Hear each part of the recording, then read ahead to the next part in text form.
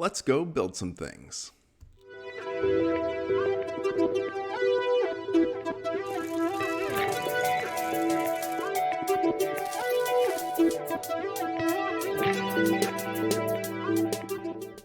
Hi, I'm Jeremy. Welcome to Steampunk Power-Ups, the show where we make awesome educational resources and experiences. Today we're talking about buildings for a gamified classroom. Now, this idea is brought to you by Michael Matera. He kind of came up with the original idea for this, and I've adapted it a little bit. So basically the idea is that you take one of your bulletin boards at school and you have images of different buildings put up there, and then underneath each of those buildings you have one of those 9-card item organizers, right? Like for baseball cards or Pokemon cards or whatever. And then what students can do is they can take a printed picture of an avatar and they can put it in those slots, and then each of those buildings will do something, right? So maybe a monastery would give you more XP, or maybe a blacksmith would let you put an item in there and upgrade it too, or maybe one would give you more gold or whatever. Right? And so this is a really neat idea because it kind of gets this map mechanic a little bit, and it also allows for some choice for the students, right? They can choose where they want to play their avatar, but it also allows for a little bit of freedom for the game master too, for the teacher, because it is something that is activated at the game master's discretion, right? He or she can activate it at whatever time is convenient for them, and is really, really easy in that way to manage. So I've come up with a digital version of this using Google Forms and Google Sheets. So let's go ahead and take a look at that, shall we? So that screen, there we go.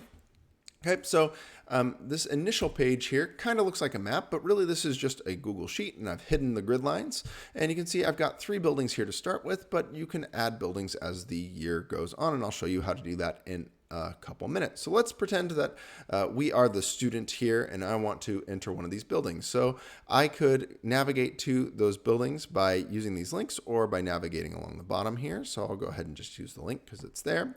So if I went over to the blacksmith here and I wanted to put my avatar in the invisible slot there, notice here all 5 of the slots for this building are taken, and then the 5 underneath it are for items in this case. So unfortunately, I as the student couldn't enter into this one. There's no vacancy. If you wanted to be fancy here, you could put like an interior image for one of these instead of the exterior. I just figured to keep it simple and keep them the same image for now. So if I were the student, then at this point, I would want to either look at the mine or the monastery. So let's go ahead and look at the monastery. Okay, it looks like the monastery doesn't have or has like a bunch of slots available here, right? I've only got 2 people in it.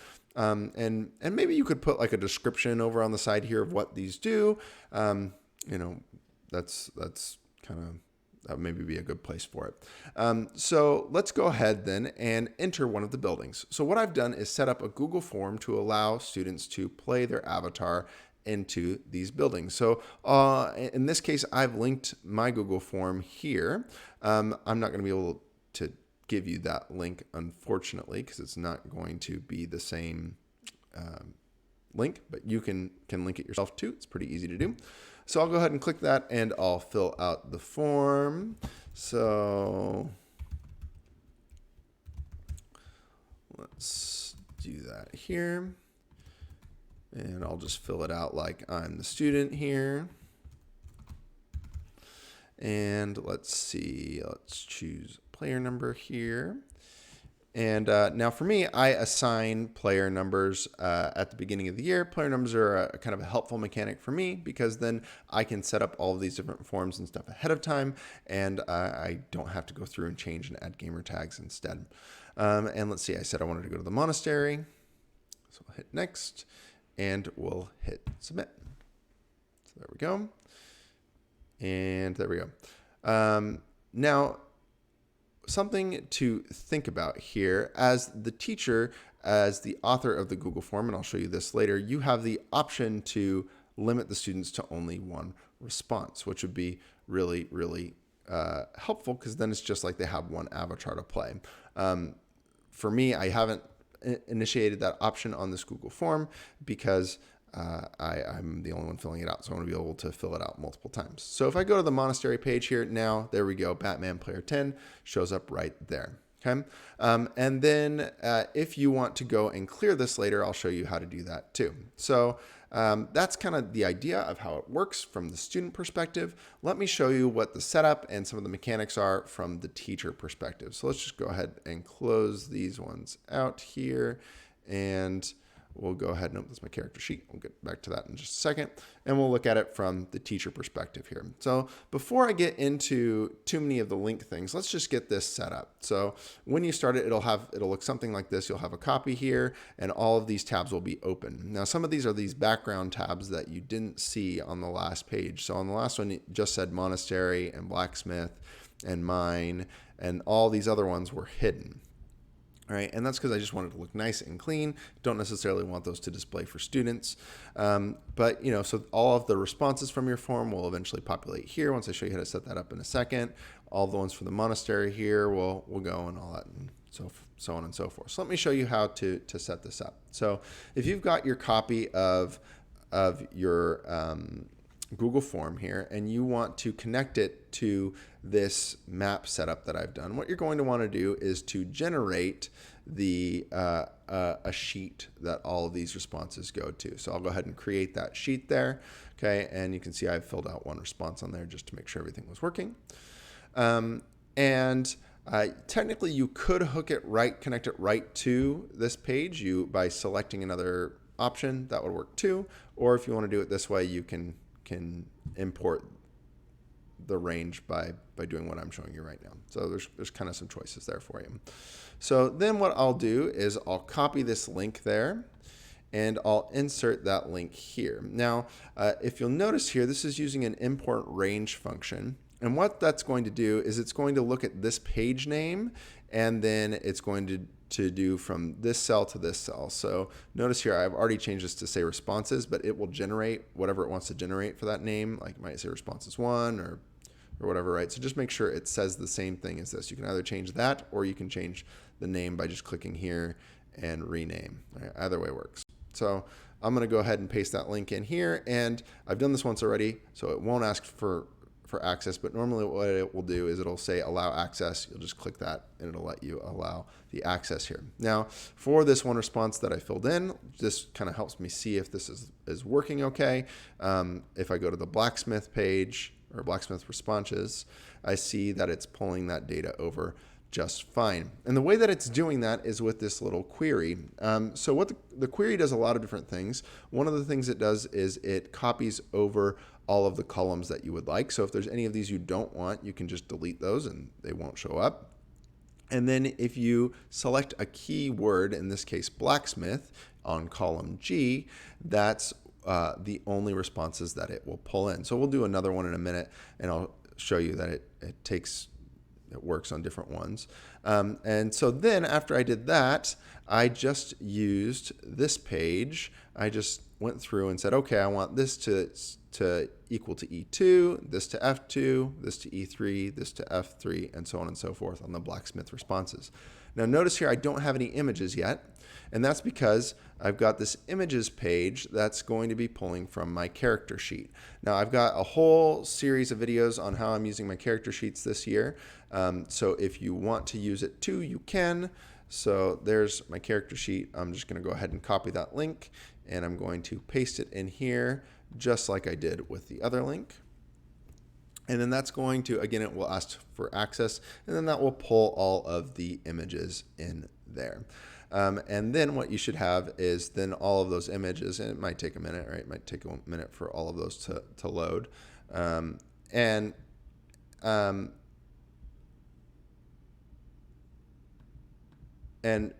yeah, so it might take a minute for all those to load. But then eventually those images will show up on that page. So there we go. We can see that the images showed up there. Now, if you don't want to use my character sheet, that's fine. You'll just need to copy and paste these into the corresponding rows. So you'll use A and B for the player numbers and images, and then you'll use C and D for the items and the item images there. Okay. So that's kind of how it works. So like for the blacksmith, for example, I showed you that it worked with this query. The monastery would work like the same way, right? If you look at the monastery responses pages, but it's going to look for that keyword monastery instead. For these pages where it's displaying images, the way that works is, like I said, with just equaling those cells on those pages.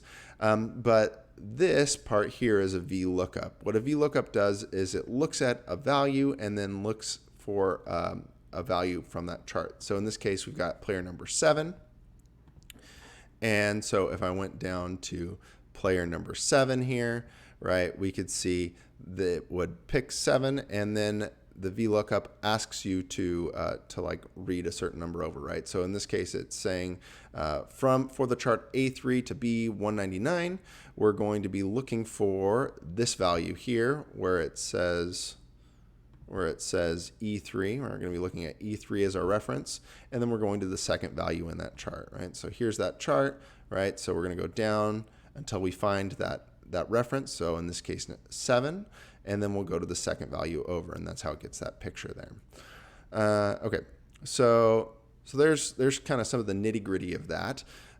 What do we need to do if we want to maybe add another building? So if I go back to the map here, notice the way that I'm working on all of these images, and you can kind of see I've got them opened and labeled for you guys kind of as we're looking behind the scenes here, is this is an image substitute here. So this picture comes because the command here is telling it to look at this link and open it and then display it there.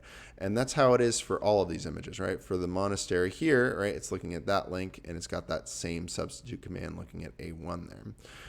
So if I want to add another image, I can just copy that command down and then change the cell it's looking at. So I've already kind of worked ahead a little bit and put a link in here for the next thing that I want. So that's in D4. So we'll go ahead and change that to D4.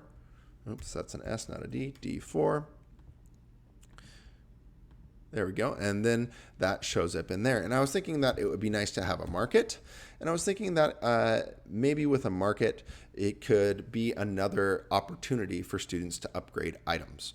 So maybe for the market, I would want it to work kind of like the blacksmith, but maybe instead of upgrading that item, maybe it's like a 50-50 shot of getting a better or worse item, right? Maybe they get to trade an item. So I'm going to go ahead and copy this blacksmith page here since I want it to sort of function in the same way as that. So I'm going to go ahead and duplicate this, and I'm going to rename it, and I'm going to call it market responses instead. There we go. And then on this query here, I'm going to just change this to say market instead. Market. Okay. All right. And then notice there that that other response that was looking at the blacksmith page then disappeared. And then we'll test this out too to make sure that that's all working. So there we go. Let's just move this on down past the mines there. So I've got my market responses. And then since it's going to have this same sort of avatar and then item upgrade look to it, I'm going to go ahead and duplicate this blacksmith page and rename it also. So I'm going to rename this as market instead. So market. Okay, and then I just need to change some things here, like this image. I'm not going to want it to be the market anymore. I want to rename that there. So I'm going to go back to the map and get that link. And just use my Control-C, Control-V there. So there's my market. And there. Okay, so now I've got that market in there.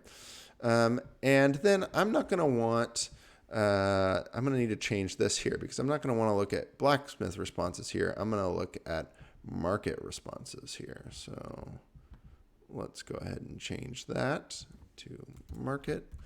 Now the row numbers should all be the same though, so I don't need to change that part. I just need to change where it says market responses or blacksmith responses in this case. Okay, and so once I do that, that should disappear. Good, it's doing what it's supposed to. And I'll just do that for each of these. Just change those to market response.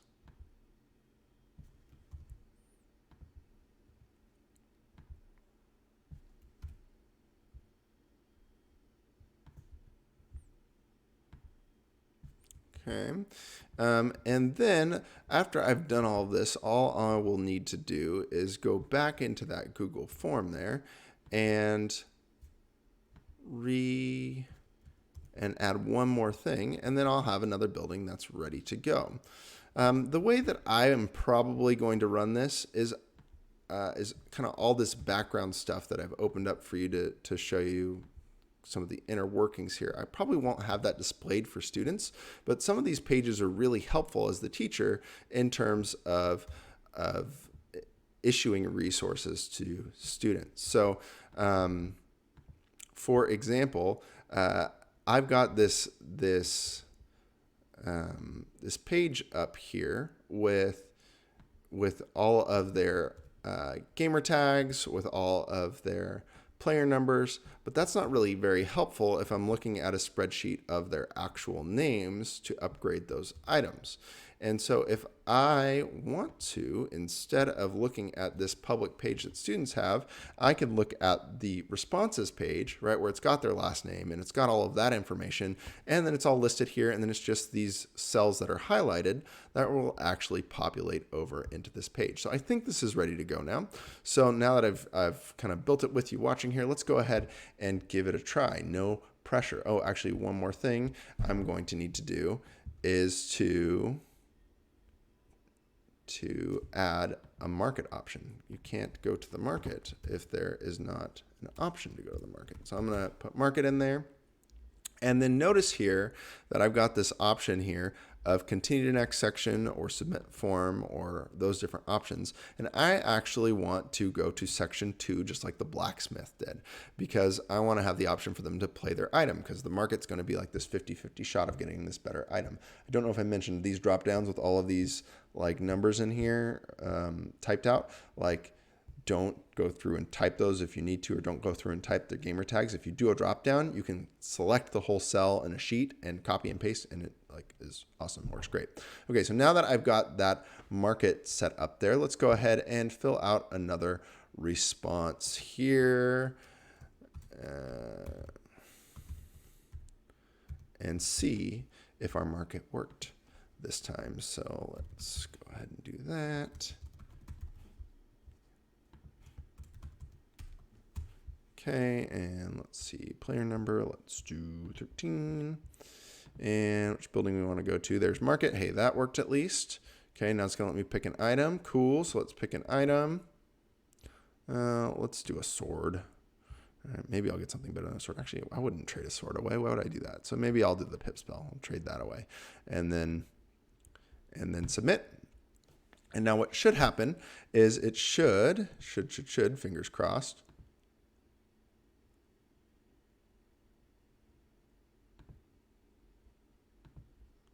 okay, it should, there we go, populate in there.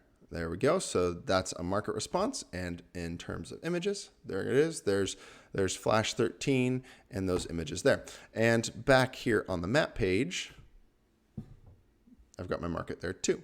And so then the last thing I might want to do is insert the link there to that part, and then maybe go to the market. And once this is all set up, again, and so then let's say that it's the beginning of the year and we just have a couple responses in, but I still want to kind of surprise, like, oh, you should have put your avatar, right? Maybe if I wanted to upgrade this, I could look at the market and I could be like, okay, I need to give Barry Allen his points there. And I could look at that page if I wanted to. If I'm not actively looking at those pages, though, that's a lot of extra tabs that you don't really need there. So what I would do is hide all of those extra things that you don't need, and then you can always unhide them to look at those responses if you want to, and things will just stay a little bit more clean in that case. Oh, and so for things like the blacksmith and the market here, notice here I've got these orange cells highlighted, right, that there's only 5 spots for this one. So if the 6th player entered their information in here, it wouldn't show up in the market, and I wouldn't give them the points for it probably. And more so, I would click on my form here, this little setting I mentioned to you earlier where it says limit to 1 response. I'm not going to click that now since I'm the one filling this out, right? But then it would be kind of like they played their avatar, but they didn't look beforehand. And so it's like their avatar's in play, but they get nothing. Okay. So that's, that's an interesting mechanic that you could do. That's a possibility. Or, you could delete the response and give them another option. Okay. And so there we go. Then I would maybe default it back to something like that in order to have those. And then anything with the links and stuff, I would hide those too. One more thing here.